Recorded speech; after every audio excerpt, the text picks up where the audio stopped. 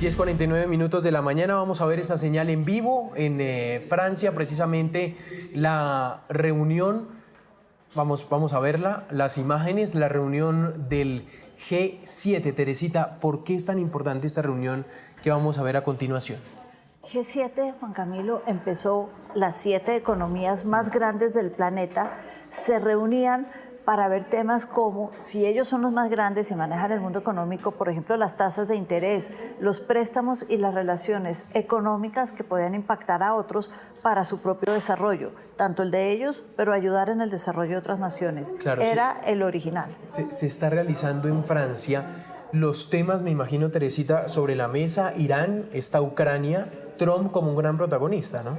Sí, es que Ucrania es europeo, entonces para ellos está invitado el presidente Zelensky, que ya se reunió con Trump y quieren hablar de lo que pueda pasar y cómo ahora frenar esa guerra que sigue. En las últimas 2 semanas además ha aumentado muchísimo la violencia. Irán, que además van a discutir la viabilidad de ese memorando de entendimiento y qué es lo que viene ahora, pero también hay otros temas como las relaciones con lo que se llama el sur global. Las nuevas potencias que están surgiendo del sur están todas invitadas a Francia al día siguiente, sus representantes, a hablar con Macron para que él les cuente qué decidió el G7. Bueno, es muy importante ese detalle. Quiero quedarme con lo último. Teresita, lo que estamos viendo, el líder pakistaní anunció el fin de semana este acuerdo de paz entre Estados Unidos e Irán que se hará efectivo el próximo 19 de abril. La pregunta parece un poco repetida, pero siempre habrá que hacerla. Y es, ¿qué tan fortalecido está este acuerdo de paz? ¿Qué tantas bases tiene, Teresita? Aquí hay la voluntad de ambas partes de frenar la guerra, es importante, y eso es tal vez lo único que fortalece es un memorando de entendimiento. Un memorando de entendimiento en el derecho internacional no tiene validez. Es decir, es una intención.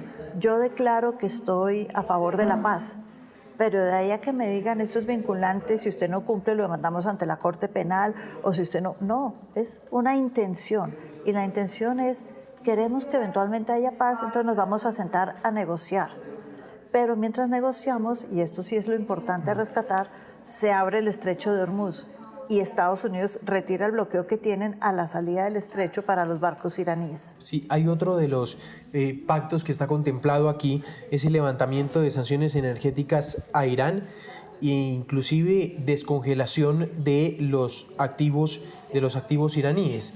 En un terreno tan inestable, Teresita, por ejemplo en el tema del estrecho de Hormuz, que vemos que se abre y se cierra, es decir, cuando usted nos pone sobre el contexto este memorando de entendimiento, que es un acuerdo de intenciones, aún cualquier cosa puede pasar, nada es definitivo.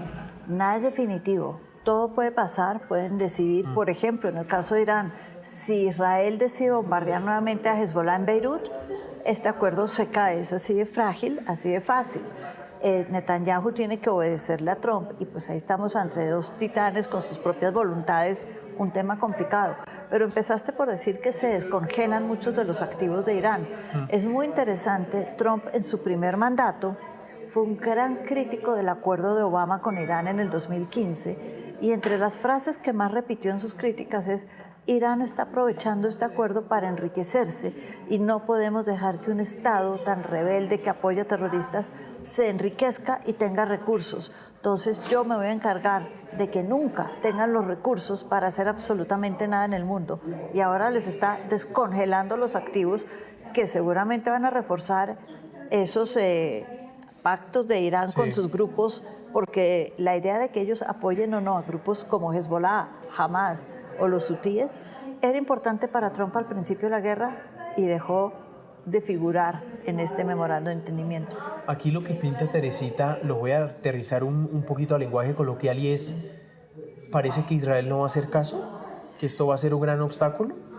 Israel no está dentro del acuerdo y hay que recordar que, uno, por el lado de Irán, Irán tiene casi por mandato constitucional la destrucción de Israel, a quien llaman el pequeño Satanás.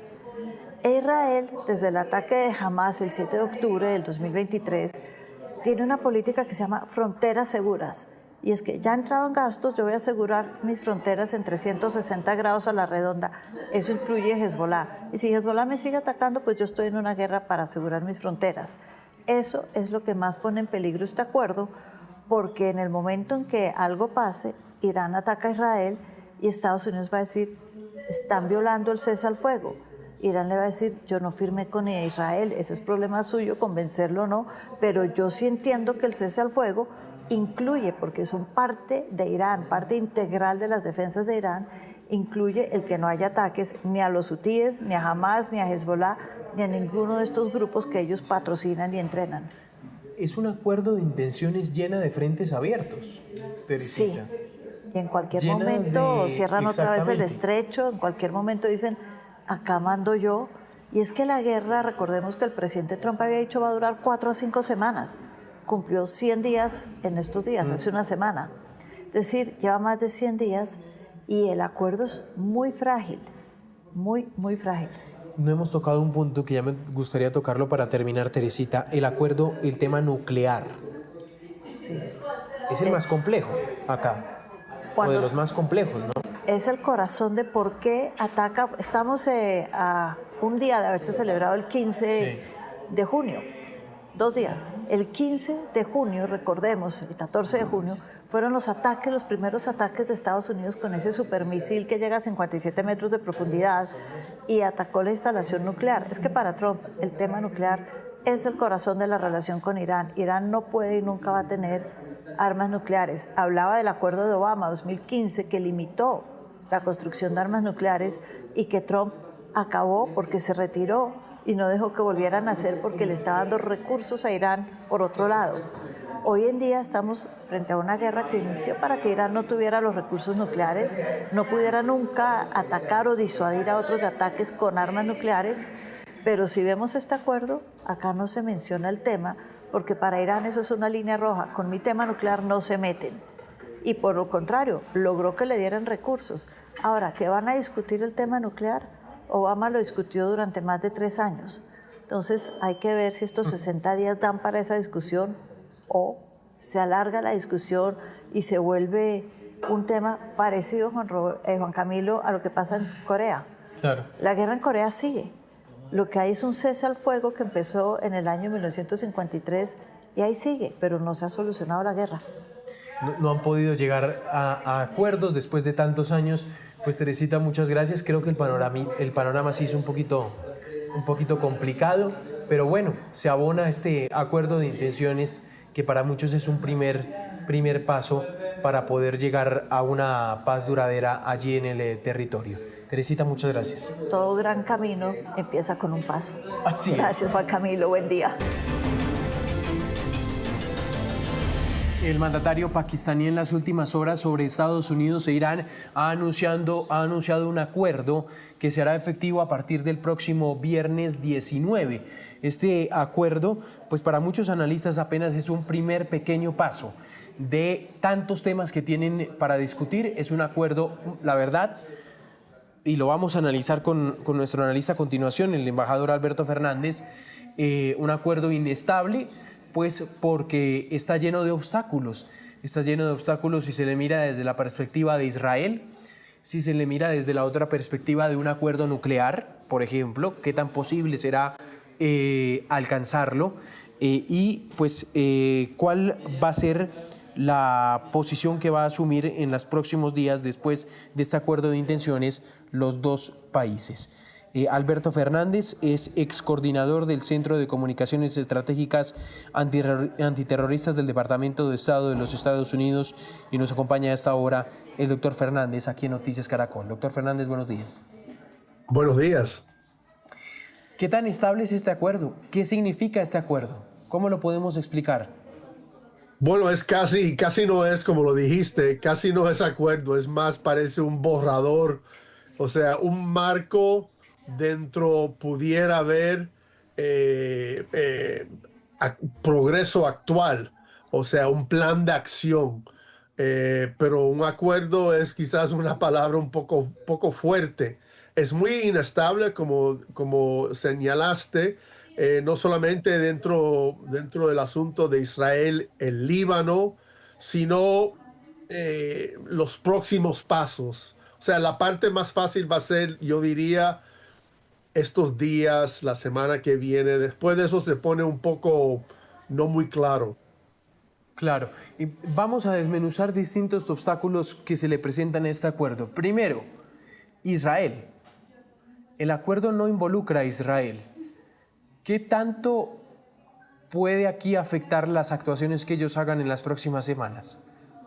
Bueno, es uno de esos asuntos en donde no involucra, pero sí involucra a Israel, en el sentido que dentro del acuerdo debe haber un cese al fuego en el Líbano. Y en el Líbano tenemos hoy en día fuerzas del Ejército de Defensa de Israel frente al grupo terrorista Hezbollah. Y entonces están muy cerca uno al otro. La posibilidad de que uno o el otro o ambos van a atacar es bastante alto.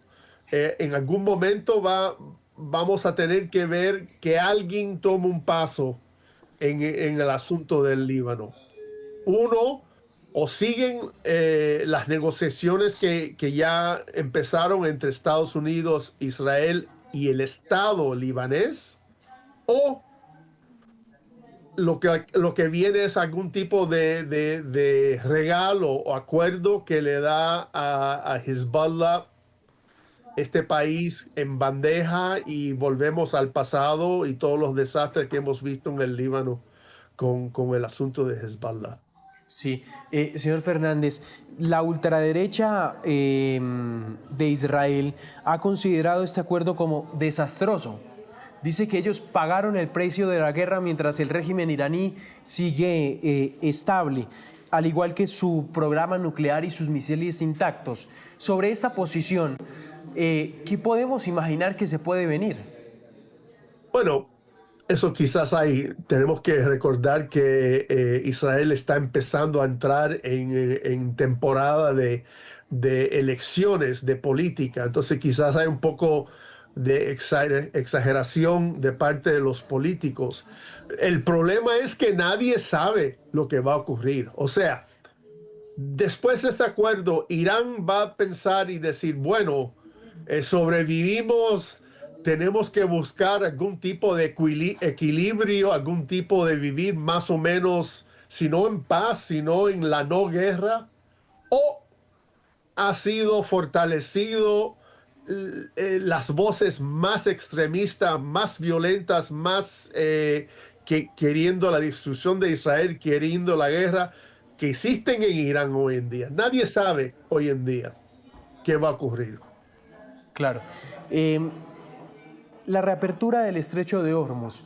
Si hay una buena noticia de este primer acuerdo de intenciones es, bueno, por lo menos llegaron a un primer gran consenso y es abrir el estrecho de Hormuz. Creo que es de las noticias más importantes de este documento, ¿no?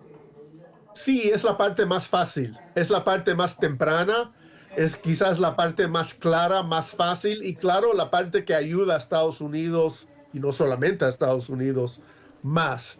El estrecho se abre, quiere decir que se levanta el bloqueo que Estados Unidos tiene, que quiere decir el flujo de petróleo de parte no solamente de Irán, sino de los otros países del Golfo Pérsico, se abre y eso quiere decir que los precios mundiales del petróleo van a bajar. Eso quiere decir alivio al consumidor en Occidente y en otras partes del mundo.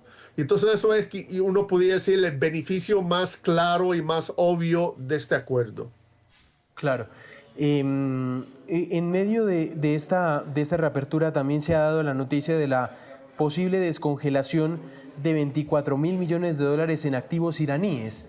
A mí me causa curiosidad esta propuesta. Trump, que alguna vez prometió nunca hacerlo, ¿no? Así es.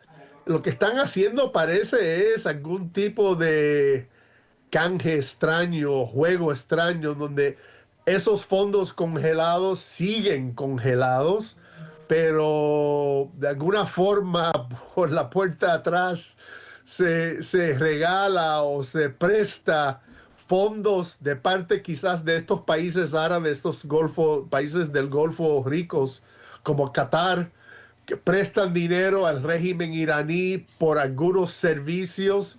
Y entonces es una forma de, bueno, darle algo, pero no darle esos 24.000 millones de dólares. Claro. Otro de los puntos, señor Fernández, y esto se lo voy a preguntar sobre un posible acuerdo nuclear. ¿Usted cree que es más una utopía llegar a un acuerdo nuclear en serio? Hay países que han desatado guerras por este tema nuclear, por desacuerdos nucleares, y que no, después de años, 60, 50 años, no logran llegar a un acuerdo. Hablemos de las dos Coreas, por ejemplo. Pues yo tengo bastante duda que esto va a llegar a resolver el asunto nuclear de Irán. Han estado ellos empeñados por décadas en seguir este paso. Ahora, en la historia hay países que decidieron, después de pensarlo, de renunciar la pista hacia la bomba nuclear. Lo hizo Sudáfrica, lo hizo Argentina, lo hizo Libia, pero hay muchos casos del otro lado, vamos a decir, el caso de Corea del Norte, en donde siguen y lo logran. Yo diría que Irán parece más el caso de Corea del Norte que esos otros países. Entonces esa es la gran incertidumbre. Esto es un acuerdo que al fin del acuerdo debe llegar a terminar con el asunto nuclear de Irán, y pudiera ser que solamente lo está posponiendo hacia un futuro próximo. Sí. ¿Qué tan vinculante es un acuerdo de intenciones? Bueno, depende con quién es. Ese es el problema. ¿Qué tipo de confianza podemos tener con este régimen? Es un régimen que miente todo el tiempo. Es un poco cómico, ¿verdad? ¿Cuántas veces han hundido la flotilla norteamericana en el Golfo los iraníes? 2 o 3 veces. Entonces, un régimen que siempre miente, que siempre esconde, y entonces va a ser bastante difícil creer que esta vez va a cumplir. La idea norteamericana es esa: si cumple, el régimen recibe algo, recibe millones, miles de millones de dólares. Pero esa es la gran pregunta. Claro. Pues ahí está las cartas sobre la mesa, sobre el análisis de este acuerdo que será efectivo el próximo 19 de abril. Señor Fernández, ha sido usted muy amable. Gracias por estos minutos. Muchas gracias, un placer.